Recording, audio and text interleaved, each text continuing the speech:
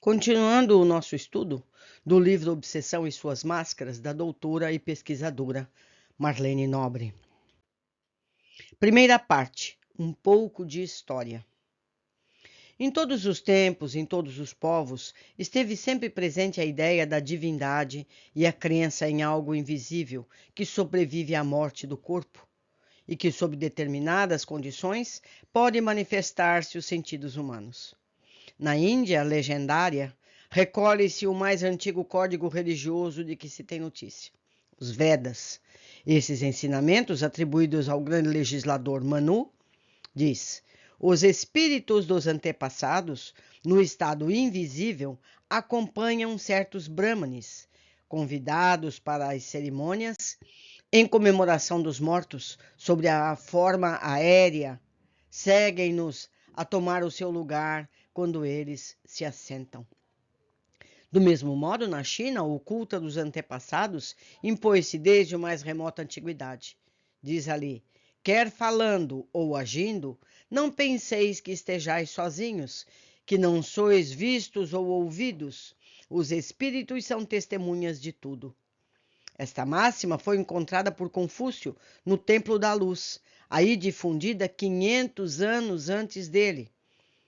Isso pode ser lido no roteiro seguido por Leon Denis no livro Depois da Morte. Nos templos egípcios das antigas dinastias, discutiam-se os mistérios de Eleusis, a concepção dualística do homem e o elo semimaterial que une o corpo ao espírito. Na Grécia, Sócrates dizia-se guiado por um daimon, um daimon interior ou espírito familiar. E Platão, seu discípulo, construiu sua doutrina a partir do mundo das ideias, a pátria espiritual primitiva. Heródoto narra a consulta de Penando, o tirano de Corinto, ao espírito de sua esposa, que ele mesmo assassinara. Homero, em sua Odisseia, descreve as cerimônias forjadas por Ulisses para uma conversa com a sombra do divino Teséias. Plutarco relata a visita de um dos perseguidores desencarnados, a Brutus, em pleno campo de batalha. Em Esparta, no templo de Atenas, Pausânias passou a viver em espírito após ter sido condenado à morte, a morrer de fome, aparecendo e desaparecendo aos visitantes espantados. Vejam só, meus amigos, que coisa incrível. Isso está em prefácio de Emmanuel em Mecanismos da Mediunidade. Nero, nos últimos dias, viu Agripina e Otávia, mãe e esposa, assassinadas por sua ordem, pressagiando a sua queda. Nos jardins de Lâmia, em Roma, os espíritos vingativos faziam tanto barulho em torno dos restos mortais de Calígula que a única forma de fazê-los cessar foi mandar incinerar os ossos do alucinado imperador. As visitas às pitonisas ou sibilas eram frequentes. O Velho Testamento passou a consulta de Saul a Samuel, através da pitonisa do Endor. Para quem diz que não tem espírito na Bíblia, está aqui. A consulta de Saul a Samuel, através da pitonisa do Endor, quando o espírito prevê a derrota e morte de Saul na batalha no dia seguinte. Vocês podem ler isso na Bíblia, em Samuel 28 e 31, Velho Testamento. Está lá escrito. O Novo Testamento narra os feitos extraordinários de Jesus como médium de Deus. A Gênese de Kardec, no seu capítulo 15, Mediunidade e Sintonia e Mecanismos da Mediunidade. Entre outros, a transfiguração e a materialização no Monte Tabor, a cura dos possessos doentes e deficientes de toda sorte, a multiplicação dos pães e peixes, a volta ao convívio dos amigos após a morte na cruz. Não é? A cura dos possessos, relatada nos evangelhos, chama a atenção para um problema de todos os tempos, a existência de patologias mentais graves causadas pela interferência de espíritos inferiores. Emmanuel fez um roteiro indicativo dessas patologias ao tempo de Jesus e a interferência terapêutica positiva do Divino Mestre e dos apóstolos, conforme consta a preciosa mensagem Obsessão e Evangelho. Isso está no livro Seara dos Médiuns, de Chico Xavier. Nos versículos 33 a 35, no capítulo 4, no Evangelho de Lucas, assinalamos o homem que se achava no santuário, possuído por um espírito infeliz, a gritar por Jesus. Tão logo lhe marcou a presença: que temos nós contigo? E o mestre, após a repreendê-lo, conseguiu retirá-lo, restaurando o equilíbrio do companheiro que lhe sofreu assédio. Temos aí uma obsessão direta. Nos versículos 2 a 13, no capítulo 5, no Evangelho de Marcos, encontramos o auxílio seguro prestado pelo Cristo ao pobre gadareno, tão intimamente manobrado por entidades cruéis e que mais se assemelhava a um animal feroz refugiado nos sepulcros. Temos aí uma obsessão seguida de possessão e vampirismo. Nos versículos 32 e 33 do capítulo 9, no Evangelho de Mateus, lemos a notícia de que o povo trouxe ao divino benfeitor um homem mudo, sob o controle de um espírito em profunda perturbação. E afastado o hóspede estranho pela bondade do Senhor, o enfermo foi imediatamente reconduzido à fala. Temos aí uma obsessão complexa, atingindo alma e corpo. No versículo 2 do capítulo 13, no Evangelho de João, anotamos a palavra positiva do apóstolo, asseverando que um espírito perverso havia colocado no sentimento de Judas a ideia da negação ao apostolado. Temos aí a obsessão indireta em que a vítima padece influência aviltante sem perder a própria responsabilidade. Nos versículos 5 a 7 do capítulo 8, nos Atos dos Apóstolos, informando-nos que Filipe, transmitindo a mensagem do Cristo entre os samaritanos, consentiu que muitos coxos e paralíticos se curassem, de pronto, com o simples afastamento dos espíritos que os molestavam. Temos aí a obsessão coletiva, gerando moléstias fantasmas. São as duas faces do mesmo fenômeno, a mediunidade torturada, causando psicopatologias de graus diversos de gravidade, e a mediunidade gloriosa que se expande em auxílio da evolução humana. Então, para todos aqueles que acham que na Bíblia não há mediunidade, que vocês chamam de espiritismo, não está escrito espiritismo porque essa palavra ainda não existia, não é verdade? Tudo é mediunidade. Continuando assim, os apóstolos que se mantiveram leais a Jesus converteram-se em médiuns notáveis.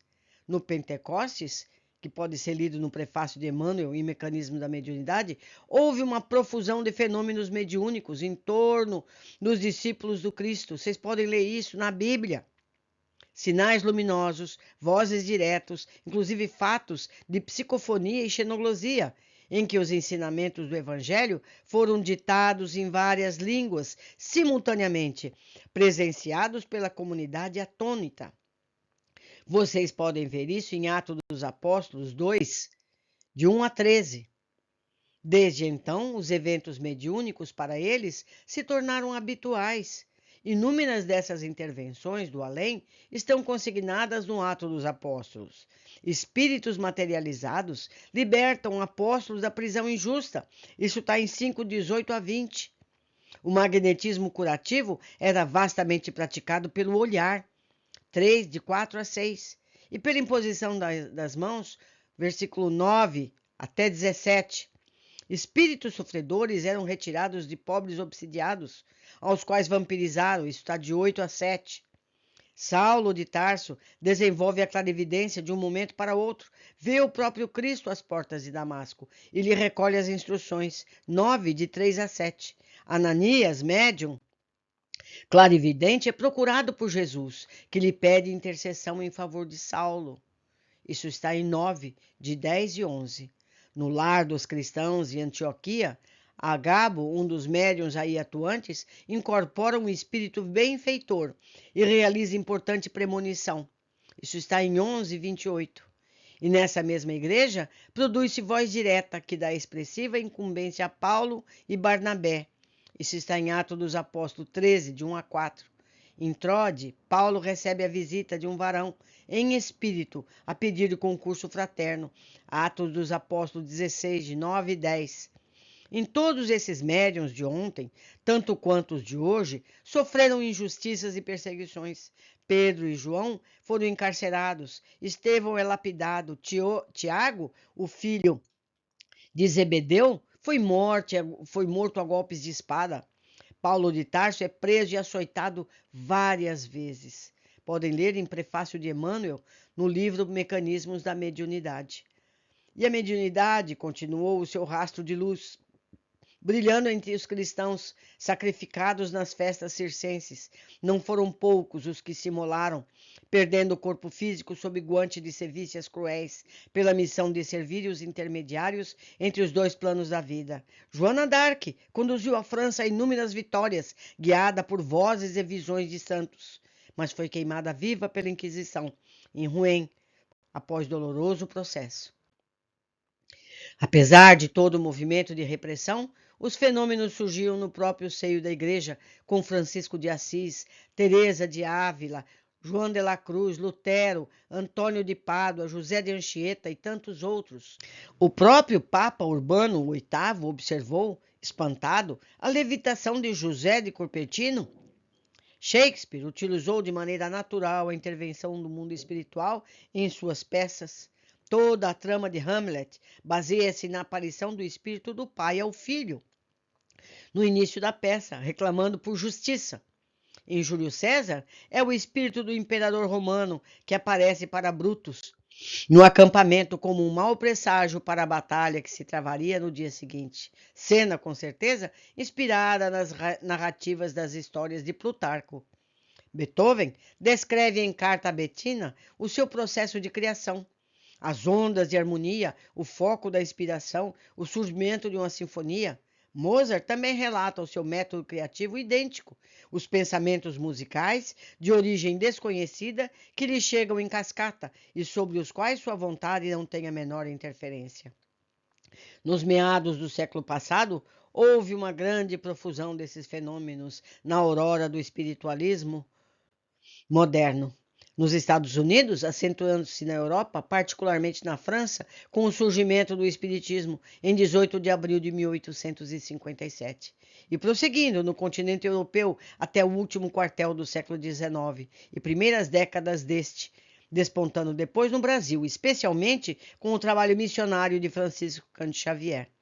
O fato de que os outros, todos os tempos, em todos os povos, tem estado sempre viva a crença em algo invisível que sobrevive à morte do corpo e que, sob o influxo de condições especiais, pode manifestar-se aos nossos sentidos, torna-nos propensos a aceitar a hipótese espírita, ressalta César Lombroso no livro Hipnotismo e Mediunidade. Eminente criminalista italiano que se converteu das verdades espíritas após conversar com sua mãe materializada, graças à mediunidade de Eusápia Paladino. Bolzano, outro notável pesquisador italiano, em sua alentada obra Povos Primitivos e Manifestações Supranormais, também teve como principal objetivo demonstrar exatamente isso, que os fenômenos mediúnicos ou metapsíquicos não eram uma descoberta do moderno. Sobre esse livro, comenta a tradutora Eponina M. Pereira da Silva.